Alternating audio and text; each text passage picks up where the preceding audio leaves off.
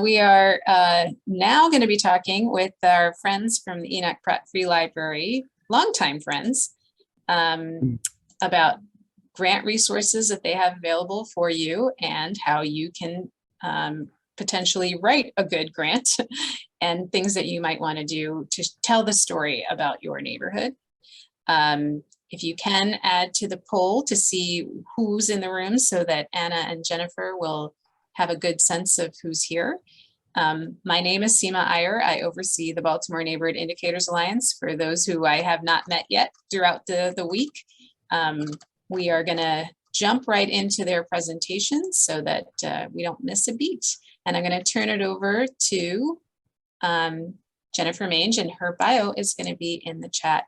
Also, for them to see who's in the room, if you can, in the chat, tell us who you are. Name, affiliation, why you're here, best things about Data Day, whatever you want to let them know about who's in the room so that they know who they're talking to. And I'm going to turn it over to Jennifer first. Thank you so much, Jennifer and Anna, for being here. Thank you. I'm actually going, well, I'm going to show, 1 second.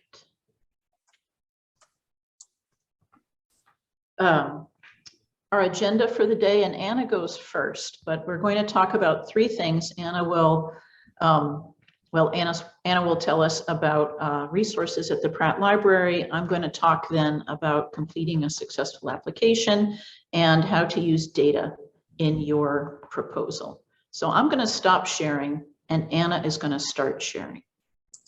Excellent. Excellent, thank you. Okay. And can everybody see my screen? Yes, it's not in Yeah, Slack. it's the all the controls at the top are in the way. So I don't know how to make those go away. It's fine. I mean, we can see it this way too. Well, okay. I'll let it go. All right. Maybe when I start moving the slides, it'll disappear. But anyway, my name is Anna Tatro, and I am the grants librarian over at Enoch Pratt Free Library at 400 Cathedral. And I've been working with nonprofits for the last 5 years. I've probably worked with a couple thousand individual nonprofits, helping them, you know, to start up, to find grant resources, filling out budgets, creating logic models. So there's all kinds of things that I do here, which is a service to all of you. If you ever want to meet with me, I'd be happy to do so. And I also teach a lot of workshops, which can be found at prattlibrary.org under the events tab. And I just want to talk about a few things we have available to you that can help you on your journey to grant writing.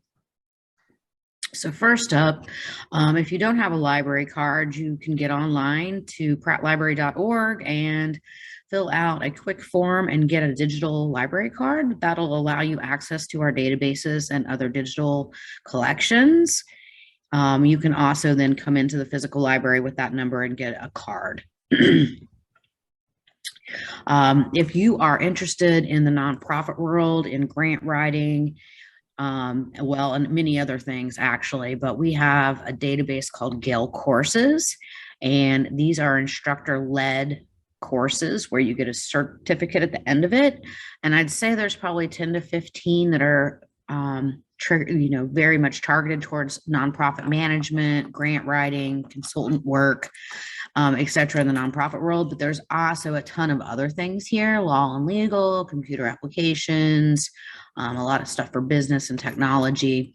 These are free classes. Many of the community college offers the same classes, which I think are known as Ed to Go, and they cost around $135. So please know that we have those here for free. You can access those online with that digital library card. We also have a database called the Foundation Directory. It's been the Foundation Directory Online forever, but they are rebranding it to Foundation Directory. And this database is a totally awesome tool for anyone that's looking for grant funding for 501c3. It's a foundational database of 255,000 foundations in the United States that fund 501c3s throughout the world. You can search in this database by topical area, by geography, by population served, and then the types of money you're looking for, whether it be seed money or capital campaign money or operating expenses or, various things. So it's a really great tool to get you where you need to be. And this database is accessible only at Central. So you do have to come to 400 Cathedral Street to use it. And it's available on any of the computers in the building. So once you're in here, it knows the IP, it will let you onto the foundation directory. Again, I'm happy to meet with anyone that would like my assistance to access and use this database. On another note, with the foundation directory, also have a database called Foundation Maps, and it is a really cool tool. I like to geek out on it. You can get some really interesting data from this. You can go into, say, Baltimore City and draw boundaries around a specific neighborhood. It will pull up the information of what nonprofits in that neighborhood have received foundation money and how much. So you can kind of find out, who's funding what neighborhoods for what types of projects. And you can do this for the whole world. It's obviously from the photo. It's not just for the United States. We can look this up and look up data for all over the world. And this is basically mapping the grants that were given through, foundation money that was given to nonprofits. If you are looking for grants for yourself, a lot of times these would be like art grants or research type grants. Maybe you're going on a sabbatical. We do have a database called Grants for Individuals. It's pretty slim pickings in here. Not that robust of a database, but there are some grants that are listed. So those are our main databases that you can access at 400 Cathedral. Again, I teach a lot of workshops. These are just a handful that seem to come up quite a bit.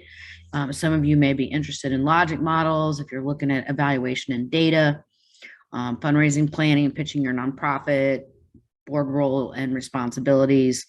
These are all things that I teach on a regular basis.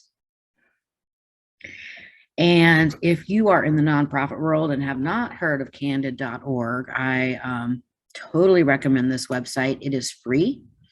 And Candid is the maker of the foundation directory and foundation maps, as well as grants for individuals. And the overarching company does a lot of information gathering. They have a lot of librarians on board that pull in some of the best nonprofit information. There's training, on-demand training. There's grant proposals you can go and look at that live in this website. It's just a plethora of information, and I definitely recommend checking it out.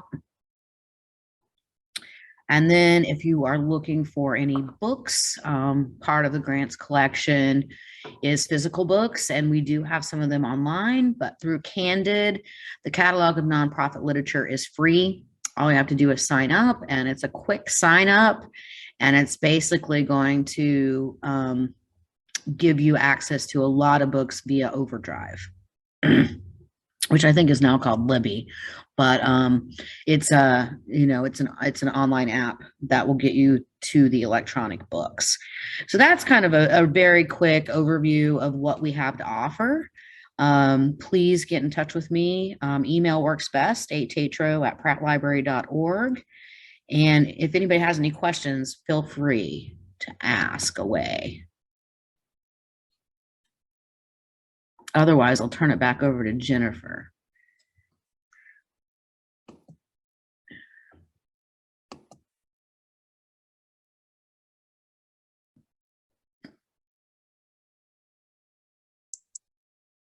Jennifer, you're muted.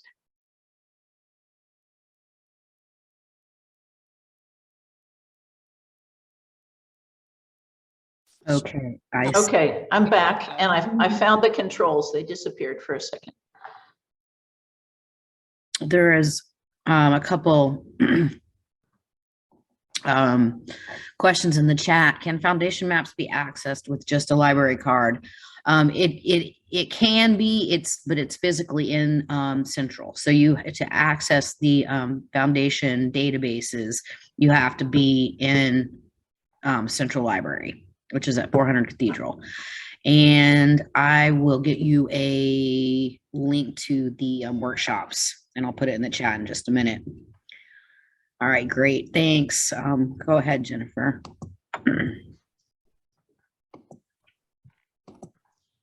There's a little bit about me in the chat, and I've geared this presentation to folks who have maybe little or no experience writing a grant proposal. And that may or may not be you who are listening, but I hope to cover the basics. And then if there's specific questions, I'm happy to answer them. But the gist is you don't have to be a data expert, a grant writing expert to write a successful grant proposal. You simply have to have your own experience. This is mine. But for community members, you are obviously the expert about your community, and you have experience with the project that you want funded, and that is enough to write a successful grant proposal. And as Anna had said, in addition, there's lots of information available at the library, but in addition, there is a whole section on writing a grant proposal with excellent guidance, and that's on the Pratt Library website. So I'm going to use two examples, one for the data storytelling and one for running through a grant proposal. This happened to come through my email inbox this week, and I thought, what a great place to start. So the Baltimore Community Foundation has neighborhood grants available, and I clicked on the link. So there are two things I want to focus on here, which is one, all your grant applications are going to be submitted, crafted and submitted online through some sort of portal that the funder has set up. So that may be something that you're used to, it may be something you're not used to, but it will all be done online. And here there is a link, apply for a grant. In addition, there's one other piece of very important information on this page, and that is the name of the program officer. In this case, it's Maya Smith. And that is a very important piece of information. In addition, on these slides, if I'm taking a screenshot of a website, that website will be at the bottom of the slide. So tip number one, and I'm not going to cover the details, I'm just going to offer some tips on putting a proposal together, which is you have to get started, even if you think you're not ready. The process of writing a grant proposal will help you organize your project. So in this case, I clicked on the link, the Baltimore Community Foundation link, and this is what the first page looks like.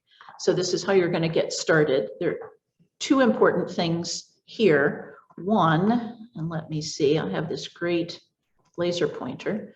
One is, you're filling out a survey and you get a question and you never know when it will end and what's the next question. So here they give you can just download the whole thing so you can see everything in advance and be better prepared. And the other is, so to get started, in this case, you have to answer a question. Either no, you've never done it before, and they will set up an account and you start your application, or yes, you have, and you log in and continue what you've already started. So tip number two, always talk to the program officer before you complete. And at some point when you're starting a grant, they will have a way set up to reach them, and it's not against the rules, it's strongly encouraged. It is in their best interest to get strong proposals, and the way to do that is to seek advice and run ideas by them. In this case, it's Maya Smith. So there is a link to reach her, and she's given you instructions. Now, interestingly, her instructions say, for general inquiries, use this form. And that suggests to me, I could be wrong, but it suggests to me that if you want to talk about your specific proposal, I would write a note via email that says, can we set up a time to talk over the phone? Tip number 3, you have to read the directions and follow them. So what is a grant proposal? There's some fill in the blank stuff. There is a budget, there's a narrative, and there are attachments. So I clicked on what are all the questions, and this is what popped up. And even though this is a relatively simple proposal, it's a little bit complicated. It's not, parts of it are not totally clear. There are, things to fill out that you know about yourself. There are a few things to fill in that you might not know until you write your grant proposal. And then this is a little bit confusing. This would be a question for Maya. These are probably priorities of the Baltimore Community Foundation. There are probably priority neighborhoods. There are probably, in this case, priority schools and some priority subjects. So if you go through this list, and they want to know what your neighborhood is, but if you go through this list and discover that you can't click a single thing, you're not about community leadership, clean neighborhoods, then you definitely need to talk to the program officer. So that's a place to start. So there's, in the guidelines, notice I wasn't able actually to download any directions. I'm assuming that those directions will be online when you start to submit the grant. There'll be some place where they explain how is your proposal going to be evaluated? What is it they're looking for? And you should find that and make sure that you're addressing those things in your proposal. So I didn't see one immediately. These are some common things that funders look for. I'm not going to read this. It's here for you guys to read later, but they especially want to know if what you are proposing is in alignment with what they like to fund. That's the place to start. They also want to know that you're a strong organization, that your project is sound and realistic, and that your budget especially is sound and realistic, and then what is the impact of what you want to do. So number 5, I won't dwell on, but it's very hard. So these are all submitted online. It's very hard to work collectively online. After you fill in the basic questions, I really recommend that you find a way to set up something in a way that can be shared easily. You're going to be doing this with other people. And then when you're done, when you've gotten to the point where you think you're done, just copy and paste your answers into the online form. So if you were filling this out, you would think, let's start at the top and then let's just work our way through it. And that's fine for the beginning, but I'm going to suggest something different. So the first thing it looks like they really want you to sink your teeth into is a summary of your project. And then way, way, way at the end, you see in tiny little letters, project budget. I'm going to suggest you don't do that, that you do just the opposite, which is start with the budget, because this is where your project is framed. It's where the rubber hits the road. What are you going to do with the money you're seeking, and how does that relate to how much your project costs as a whole? Once you start here, the narrative then becomes much clearer what you have to spend time writing about. Otherwise, you may end up spinning your wheels talking about something that may not end up being how you decide to spend your money. And when I review proposals, I'll look at the beginning, I'll look at the summary, and then I'll go straight to the budget without reading any of the narrative. And your project really, somebody who's reading your grant proposal should be able to get the gist of most of it just by looking at the budget before they read anything in the narrative. And then what should you do last? You should write the introduction last, because after you've put the proposal together, the introduction almost writes itself. yeah, write the introduction last. All right, so how do you use data in a grant proposal? So data helps explain, data helps provide context, and data helps make meaning. This is a kind of a standard visual for how you would approach storytelling with data. There would be some numbers, there would be some pictures, and there would be some words. Numbers, pictures, and words. In a grant proposal, you're probably not going to be using pictures. You're going to be using numbers, and you're going to be using words.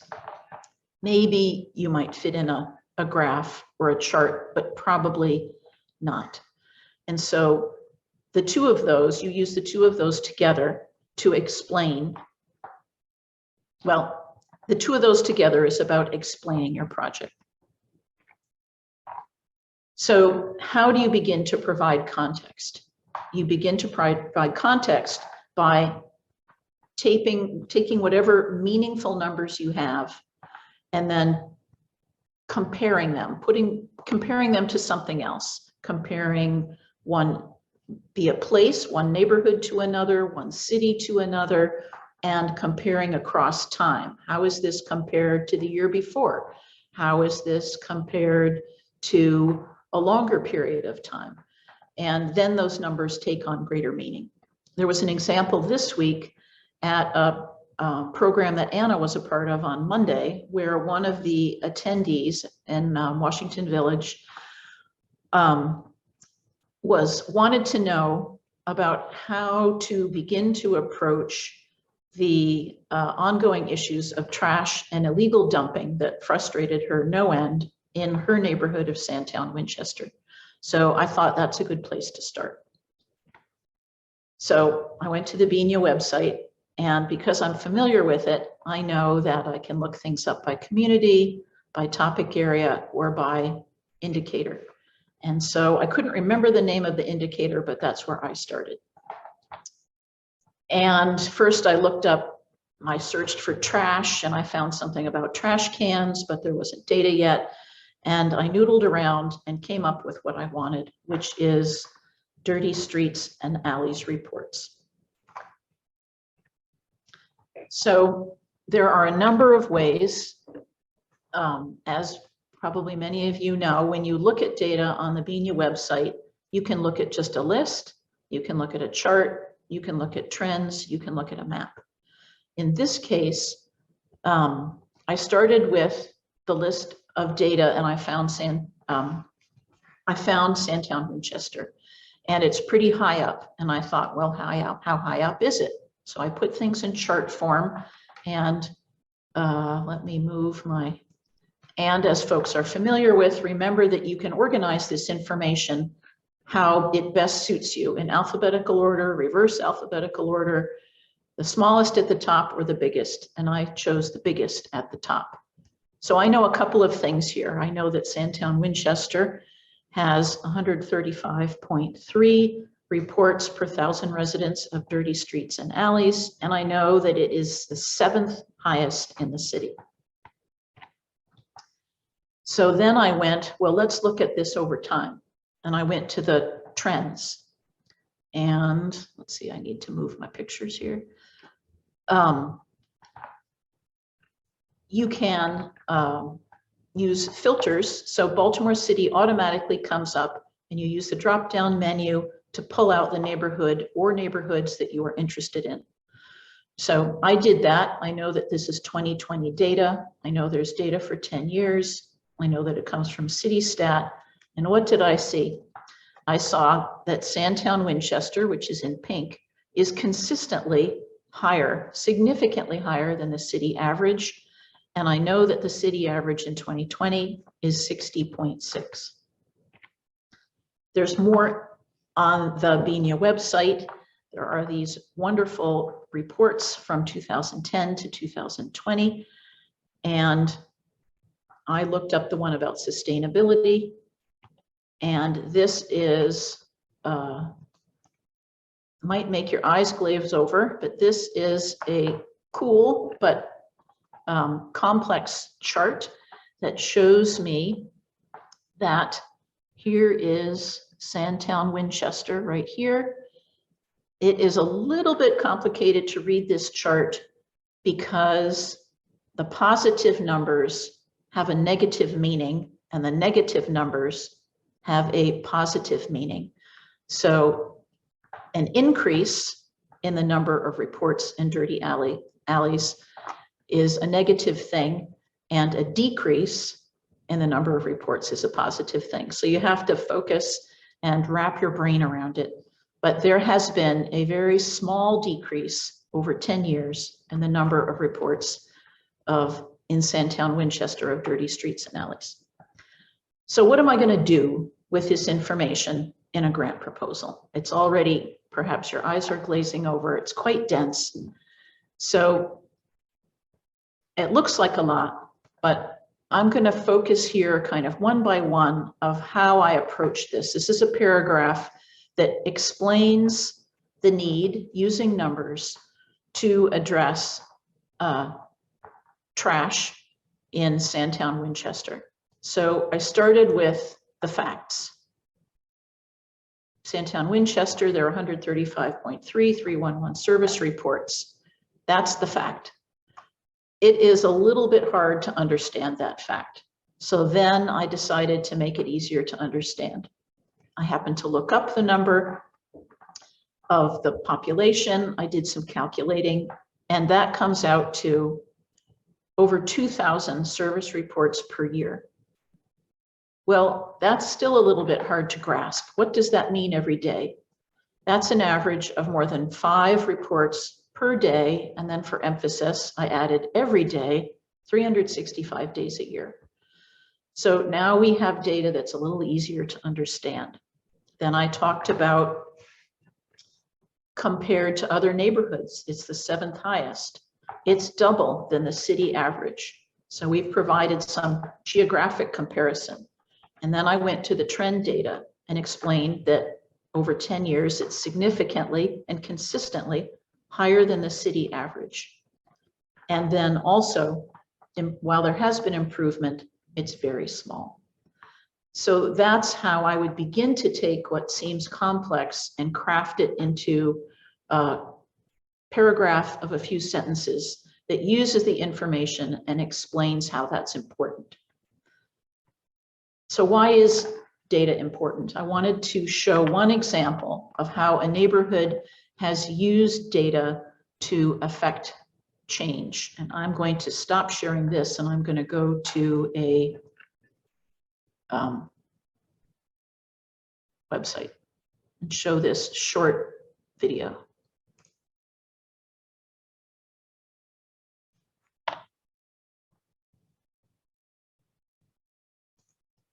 All right. Maybe I am, maybe I'm not.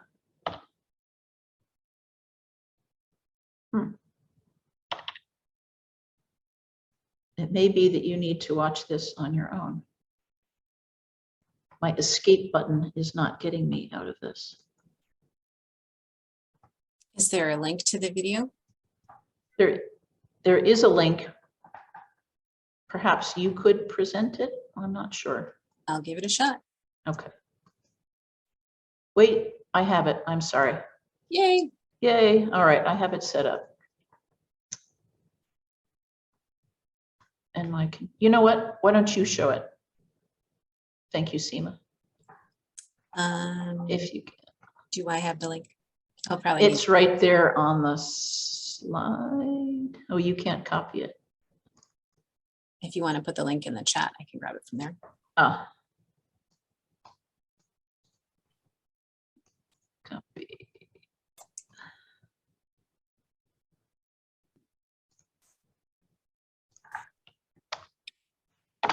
Okay, there it is. Let's see if I can do it. And in the meantime, how awesome was that example? We couldn't have planned that if we wanted to. Yes, I thought, how auspicious. Exactly. All right.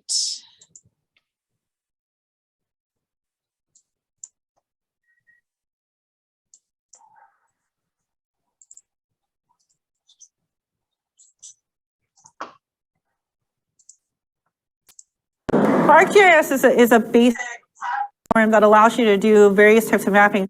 When we're teaching social sciences, a lot of it's theoretical, and so students can be kind of disbelieving that poverty exists, or they don't understand that a lot of it just sounds like theories. As like urban youth, like we see like a lot of these problems, and we normalize them, and it's something that we feel passionate about, yet we don't really know how to like find an outlet for it. When you have the map, it becomes very real, and then they begin to question, like, where does this data come from? Oh my God, like, this is where I live, and it really helps them to visualize their problems, and it helps them to visualize, you know, a reality that before was really just a theory. It has become sort of a tradition in our school that in the 11th grade, they begin to learn GIS and ArcGIS. My project consisted about attacking the issue of gentrification in our community. Well, we all knew like we were in poverty, but it wasn't until we mapped it out and saw like how big the issue was that we realized it.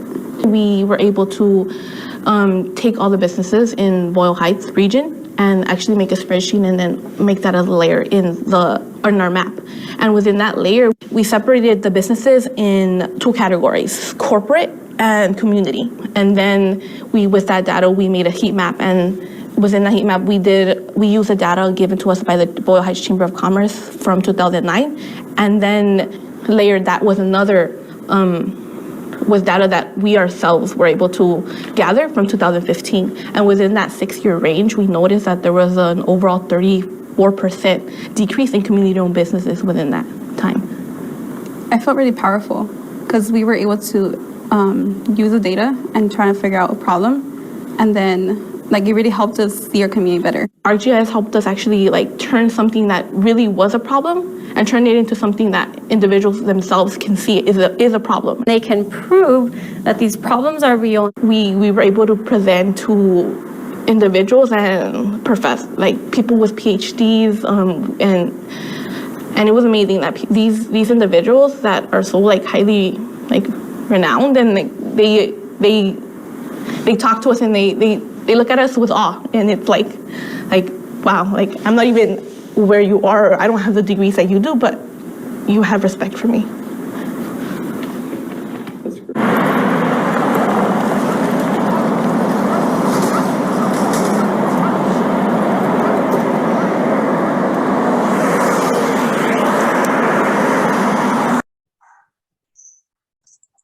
So it is hard to top that. Beautiful. And we love GIS here at Bina. Cheryl must be like doing the happy dance where she's sitting. I am, yes.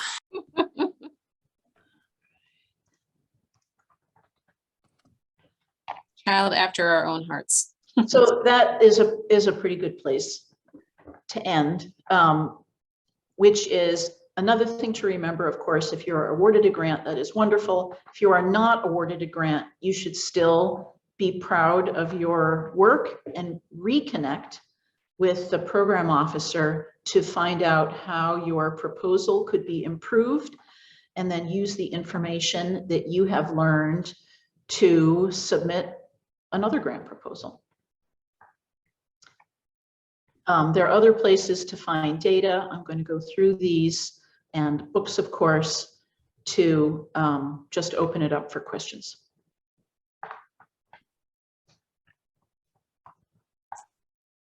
Thank you so much, Anna and Jennifer. What a great way to kind of lift the hood, Jennifer, on how to do the grant writing, and not from I mean, it's really the tricks of the trade. You're absolutely right. In the end, that tends to be the way we work. Like if it is online, you have to create a shared version so that everybody can do it. And that's kind of the first step, but you don't really think about, but it becomes second nature if you've done it enough. But if you've never done it, it becomes a good tip. And yes, Gabby, all of these will be recorded and placed on our main website, the Data Day website, and the Bina YouTube channel. So are there any other questions for Jennifer and Anna?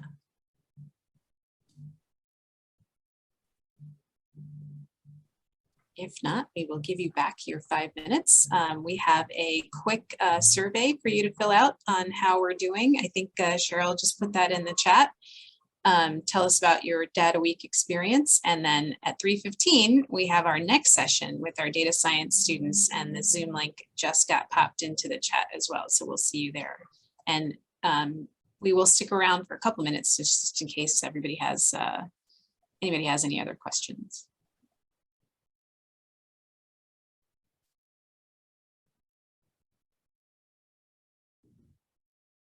All right, hope to see many of you at 3:15. Thank you. Thank you, Jennifer and Anna. Thank you so much for having us.